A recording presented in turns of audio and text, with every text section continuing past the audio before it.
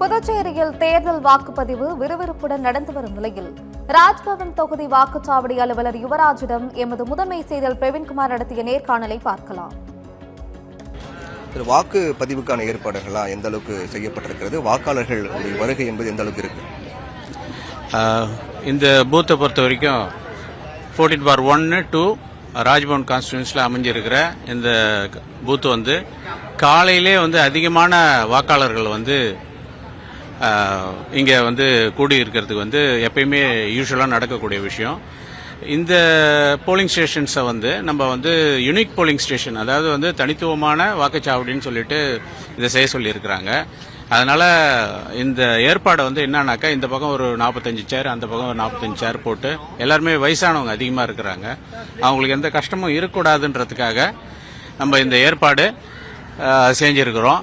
அது மட்டும் இல்லாமல் இங்கே ரொம்ப சம்மர் சீசன்ன்றதால 2 ஏர் கூலரையும் 2 பக்கத்துக்கும் 2 அதாவது 4 ஏர் கூலர் வச்சு இதை அவங்களுக்கு அந்த ஹீட் தெரியாத மாதிரி. நெக்ஸ்ட் அவங்களுக்கு காலையில் ஹைபிஸ்கஸ் டீ. அது மட்டும் இல்லாமல் இந்த டோக்கன் சிஸ்டம் புதுசாக இப்போ தான் ஃபர்ஸ்ட் டைமாக ட்ரை பண்ணுறோம். டோக்கன் சிஸ்டம் கொடுத்து அவங்க அந்த டோக்கன் அந்த டிவியில் டிஸ்பிளே ஆகும். அது பிரகாரம் அவங்க நம்ம எஸ்பிஐலலாம் அந்த மாதிரி தான் பண்ணுவாங்க, அதே மாதிரி தான் பண்ணுறோம்.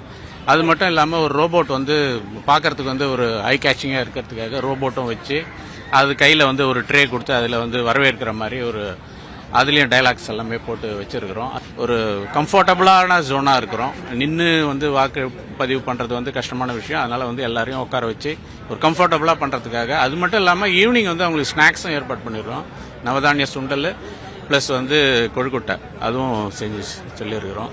வழக்கத்தை விட இங்க காலை முதலே வாக்காளர்களுடைய வருகை அதிகமாக இருக்கிறத பாக்குறோம். இது வழக்கமா வரக்கூடியதா அப்படின்னு நீங்க சொல்றீங்க. இந்த ஏற்பாடுகள்லாம் இந்த முறை தான் இந்த மாதிரி செய்யப்பட்டிருக்கிறதா?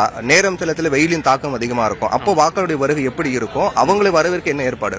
ஓகே, இங்க மொத்தமே இந்த சைடு ஒரு சுமார் 650 ஓட்டும், இந்த பக்கம் ஒரு 750 ஓட்டும் தான் இருக்குது.